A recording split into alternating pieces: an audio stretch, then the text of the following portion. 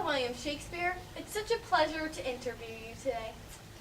Yes, well, it's a pleasure to be here, and thank you for having me. To start off, how would you mind sharing your childhood with us? I would not mind at all, actually. I was born in Stratford, England, April 23rd.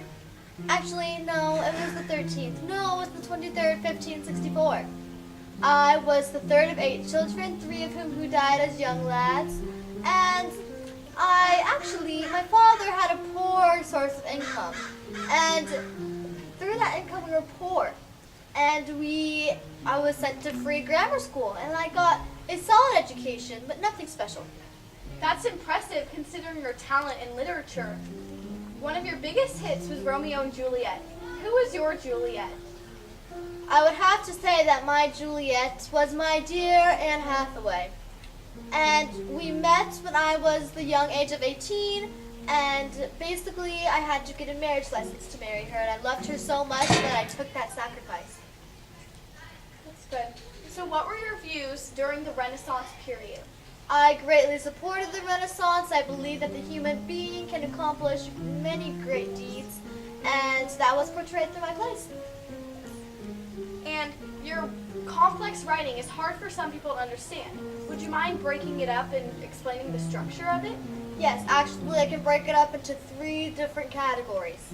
First one is structure, the second one is language, and the third one is imagery. Now the structure can be broken up into 2 more parts. My main characters spoke in verse, which made them more dramatic and special. My minor characters, they spoke in prose. And what prose did is it made them sound more humorous than they already were. Yes. And then structure, I used an iambic pentameter. And through the iambic pentameter, we would have a certain number of syllables in each line. And the important words were naturally stressed. And through that pentameter, I had about 10 syllables in each line. And sometimes I cheated, made it shorter or longer, depending on the line, I must admit, but it came out to be successful and a trend. Yes. And you used quatrains and couplets after, right? Yes, quatrains and couplets were part of my specialty. So when I read your works, like Romeo and Juliet, I felt very emotionally connected to your characters. Good. Yes, that was on purpose. That was because I was the first director to decide to make my audience get involved, and not to just make money for myself, but for my audience to get involved.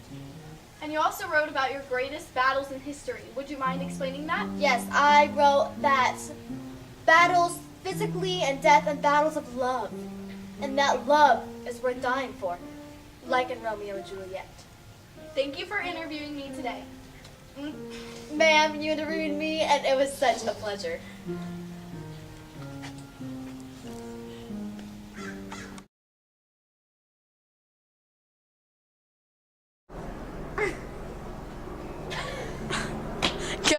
Hello, William. Mallory, you can't But say that. when Stop it. To start off, would you mind? Mom, Who is your Romeo and who is your Juliet? Now let's get it clear that I only have a Juliet, and that Juliet was